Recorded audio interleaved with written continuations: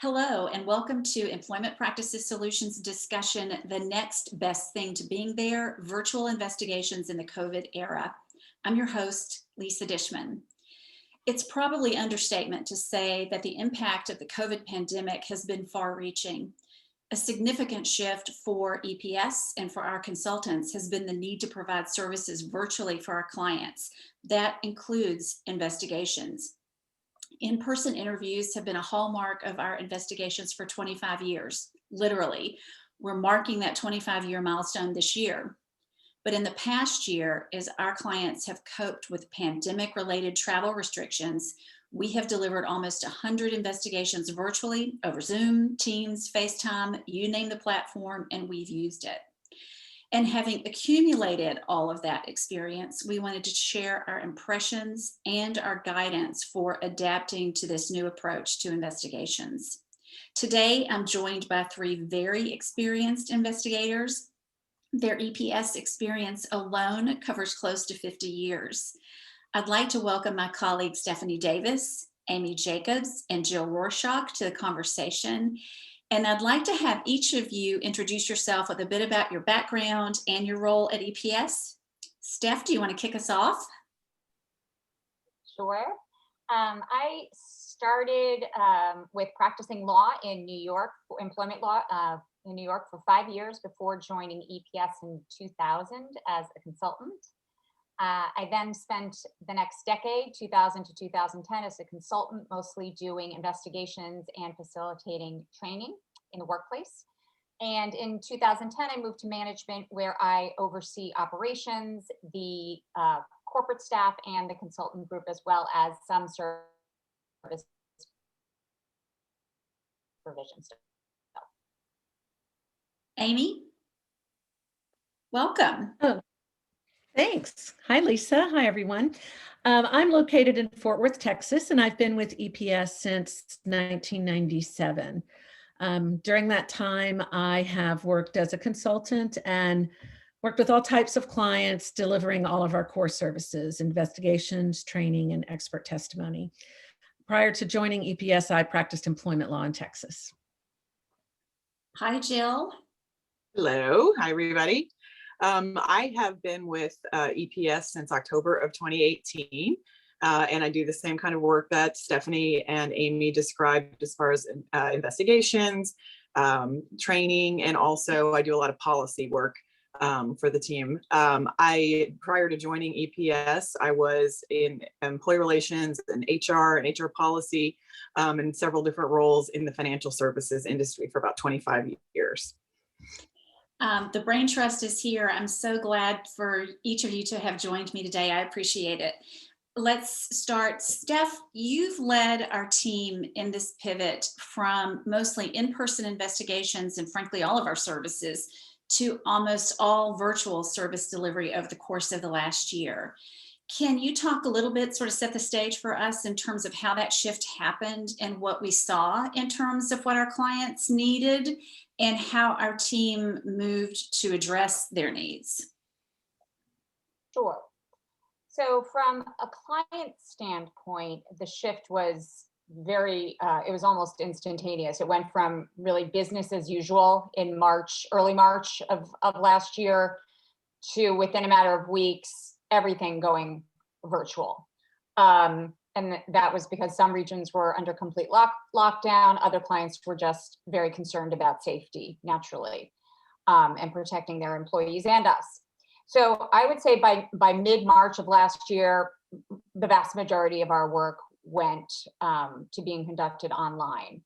There was, I think, a brief period, maybe 2 to 3 months, where we really saw a serious business downturn, where clients were really preoccupied with safety and not so concerned about employee relations and other human resources issues. That evolved around mid-year to us being busier than ever, primarily with investigations into alleged misconduct and other alleged inappropriate behavior. From our perspective, the shift to conducting services online was seamless. We've been all virtual for over 5 years, were all really comfortable. Consultants was, ready, willing, and able to do whatever needed to be done in terms of keeping people as safe as possible. Amy, you just literally wrote the white paper, if not the book, on the topic of virtual investigations. And you pointed out that there were two maybe surprising but very distinct advantages to virtual investigations. Can you shed some light on those to start off our discussion? Sure, yeah. The two primary advantages are flexibility and efficiency.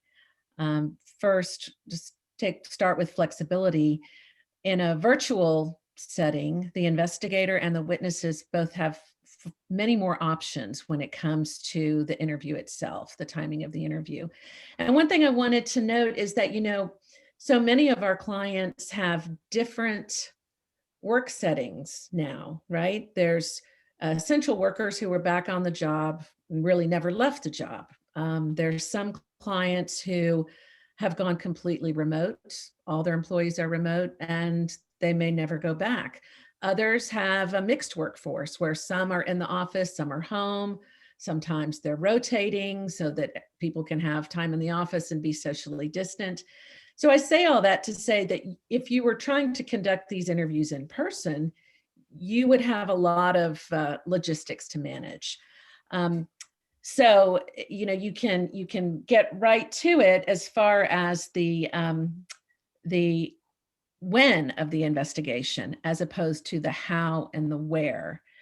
As far as efficiency, that's just a natural result of flexibility, right? You can schedule the time and you can get started right away. You don't have to make travel arrangements or, see about, well, someone's going to be coming from this other place. So, those things really, really, in my view, are the two primary advantages. Jill, Amy's article, and I suspect your own experience in the past year, has uncovered some challenges, advantages aside, when it comes to a virtual investigation. What have you encountered in your, I don't know how many tens of investigations you've done, 10s, 20, 30 in the past year virtually? Yeah, it's been really interesting. And I had actually had some experience doing things virtually before that via video conference and stuff. So it wasn't totally brand new for me when we all really were forced to go virtual, last year. I would say some of the things that are challenging that you wouldn't normally experience, in a face-to-face, in-person interview, really. Or one of the things is just sometimes people, of course, have technical difficulties and not everybody's used to Zoom, depending on, what their regular kind of role is in their workplace and whether or not they do those things. And so sometimes it's just, general technical hurdles. Sometimes people don't have a great location, to have the interview with you and stuff. And so you have to kind of be planful for that. Sometimes they're not well lit or something like that. And so it's hard to see their face where you would normally not have that issue if you're in the same room with them. So sometimes, I've asked people, can you move where there's not a window behind you or something like that? Because I can't see your face and I know you can see mine. It's really helpful for me to be able to see your face while we talk.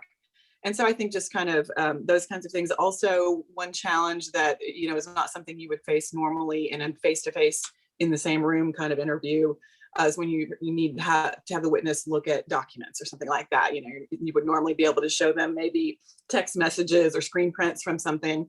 And now you've got to figure out a way logistically to share that with the person during the interview, either using Zoom or whatever the tool is or the platform you're using, and making sure that you've practiced that and how to get it done during the interview is very helpful. Steph, Amy, does that mirror your experience? Anything to add there in terms of challenges that you've encountered that Jill didn't cover? I do. I have something to add. Certainly, I think the streamlining of logistics has been great from every angle. The main challenge that I've encountered and that I hear other consultants encountering is that it's just more difficult to establish rapport when you're not in the same room with an interviewee or with a group you're trying to train or what have you. And it can be tricky to assess credibility virtually as well. You can't always tell exactly what the person's doing, you know. They may not be making eye contact. It may be difficult to make eye contact. It even is on this call without looking right at the little green dot. It's really an issue of connecting. I just think it's harder to do online. Amy, anything to add? Barking dogs is always a big problem. Not my own barking dog. Same, you may have just jinxed us, Amy. Thanks for that. I literally had an interview yesterday where someone's dog was snoring so loudly that she had to move to a different room. That's a cute problem. But yeah, it doesn't usually happen in the interview room, does it? No. Right. Yeah. Well, Amy, let's shift to the platforms. I mean, just as locations can vary, the circumstances of a witness or whatever, the platforms can also vary. You know, technology, you guys have all referenced, has entered into this in a big way. So tell us a little bit about the platform. I think it can vary who gets to choose it, what happens with technologically challenged participants. Not everybody has been Zooming all day, every day. Tell us a little bit about the technology piece of it. Sure. Yeah. Well, you know, there's lots of options when it comes to the platform. There's Zoom, Microsoft Teams, Skype, FaceTime, Google Meet, Hangouts, all kinds of places. My experience has primarily been with Zoom and Teams and a few FaceTime interviews. It's important to know if the client has a preferred platform. And that's how I first became familiar with Teams, is that was something the client wanted all of their employees to work through. So I, you know, got that and got familiar with it because that was their expectation. You know, so no matter which one you're using, the most important thing is, it's been alluded to earlier, is that the investigator and the witness both have some working knowledge of how to operate within it, right? And you may have individual witnesses with different skill levels. And so while the client may have a preferred platform, I always like to talk with them up front about, well, there may be instances where just because of where someone is or their need for privacy, they may need to go sit in their car and do this via FaceTime, that you know, that we might have to deviate a little bit and just make sure up front that everybody's okay with that. To add there also, you know, we recently had in one of our investigations that was international, and I think the interviewee was located in Dubai, maybe, but I could be, yeah. They didn't even have a computer. So we had to figure out a workaround. So I think flexibility is also a helpful tool or perspective. Right. Jill, communications, scheduling, confidentiality, all of those are considerations in every investigation that's ever been done. Do things shift with virtual investigations? Are there other considerations around those issues that you have to be concerned about? Yeah, I think it does a little bit because you always have to be prepared for the unexpected, right? And so you know, having spent many years doing investigation interviews where I might have been sitting in a room and just one after another, 15 people, you know, came in and I spoke to them, you know, for entire days and things like that. Whereas with scheduling, you know, first of all, I think it's important to make sure when you're scheduling the interview with someone that they know it's an expectation that you're going to be on video, right? So there's no surprises there. You know, certainly people don't like that to be a surprise. And making sure they understand kind of, you know, you'll need a quiet place where hopefully you won't be interrupted and you can speak privately and things like that. And also, I think from a scheduling perspective, it's important to, you know, again, instead of sort of booking things right up next to each other, you know, 1 hour after the other, you leave yourself some room for, like I said, the unexpected. Sometimes someone has a technical difficulty or there's a baby crying or whatever it is, or a dog, and you have to maybe definitely be flexible and say, let's take a break for, you know, a few minutes and then maybe you can move to another room or whatever it is. So I think just allowing that extra time, give yourself a little buffer zone so that you don't wind up, you know, stacking people up and things like that. And you have the ability to, okay, if this isn't working, let's try FaceTime or something like that, you know. and being able to really, just kind of shift gears if you need to. And again, sometimes I've had to, I can tell that there's background noise or other people in the room and things like that. And I've had to say, is there a way you could move to a room where we can speak privately, and you won't be interrupted and things like that. And so it's just, to the point that Stephanie made, I think if you've got some rapport established at the beginning, and it's a little bit more informal sometimes because of the circumstances we're all in. And so if you establish that rapport from the beginning, they don't feel as nervous or upset about it if things aren't working, perfectly from the beginning. Can I add to that? I have a standard introduction that I do with investigation interviews, and I've tweaked that for virtual investigations. I have the statement about I'm alone in a private area in my home office. No one else is here. Mm-hmm. I just want to confirm that you are also in a private area where you can speak freely. And then as I also add, if you need to take a break, and it's sort of an icebreaker in a way, if you need to go let the dog out or answer the door or sign for the package, no problem. We can accommodate for that. Just let me know. And that maybe is a way to get at some of that rapport building that you were talking about earlier. Yeah, I have one more point to add to that. I've had to actually convince people as to why we have to do it face to face and not just a phone call. So before you even get to, are you alone? Well, why do I have to be alone, and why do I have to do this? And the usual stuff applies, right? It's just more help. I think it's helpful if we can just look each other in the eye as we're talking. So that's something to take into consideration as well. Are there other issues, and I'll throw it out to all three of you, about, for example, if you have documents that you have to share or text that you have to share or other sorts of mechanical things that come up in investigations? Is it different in terms of virtual? Is there prep that you need to do ahead of time if you have documents and things that you need to exchange? Anybody? Yes. Yeah. Go ahead. No, go ahead. Well, I obviously you're going to need to prepare ahead of time and have them on your computer, ideally, because if you can share your screen. So, that takes some planning for sure. Amy, have you actually, and that applies in depositions as well. There's lots of meetings these days have the need to show documentation. Right.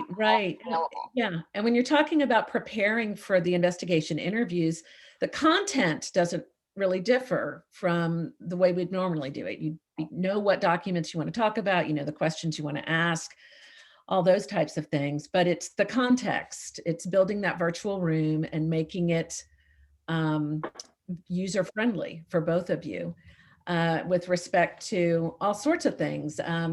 Even beginning the interview, I like to use a waiting room at the beginning of the interview, not a password, because then the witness has to remember the password, and they may not understand that concept, if they're not super familiar with the technology.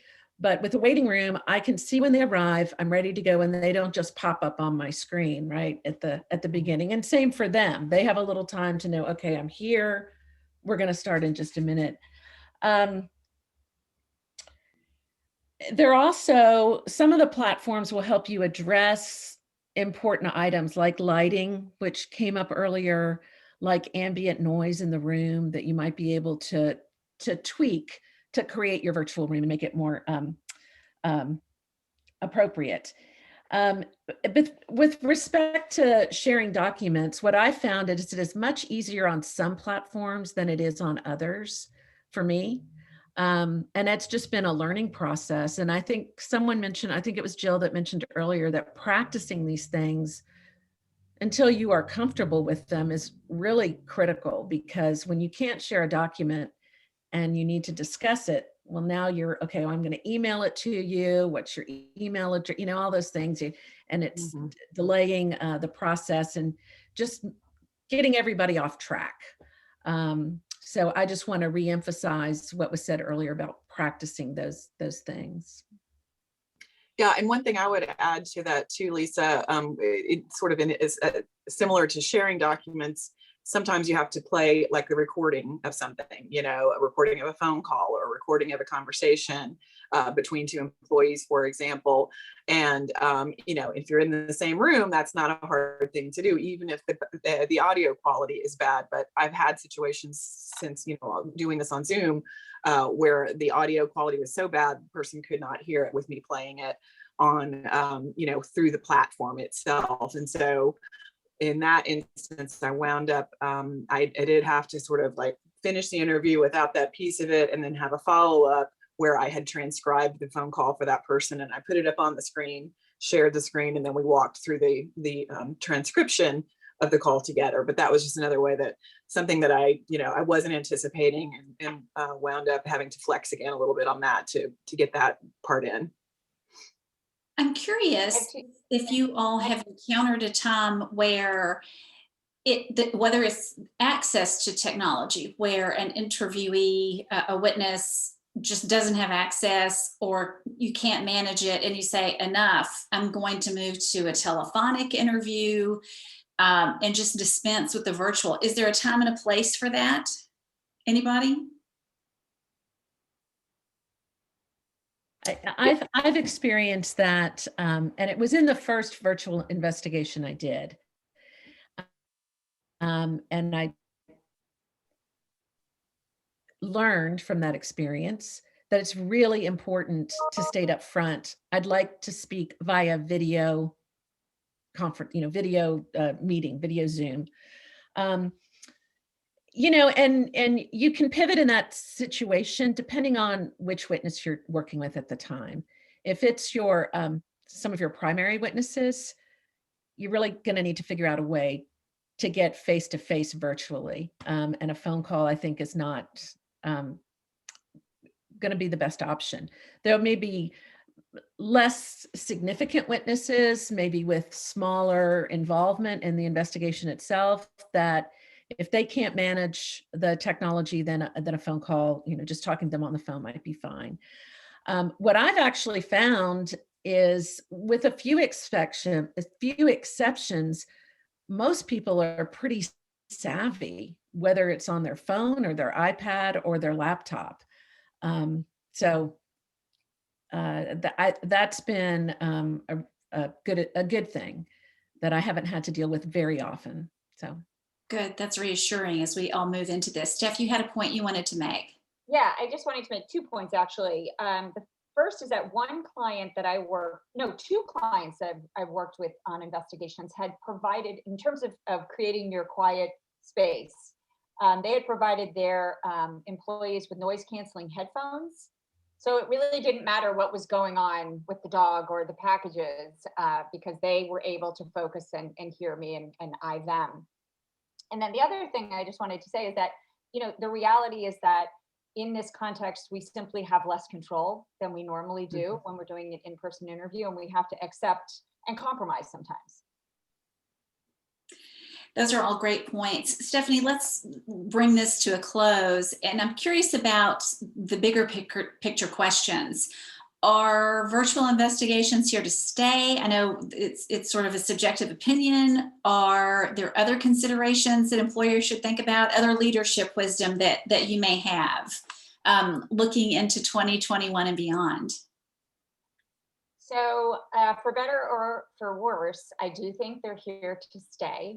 I'm sensing that the virtual investigation will be a staple option from now on, especially if the issues presented aren't really sensitive or serious, or credibility isn't, the assessment is not hinging on a credibility assessment. I do think it's really important, as long as virtual investigations are going to be part of the mix, for organizations to be mindful of consistency. So how is it determined that a given investigation is going to be conducted virtual to one versus the other?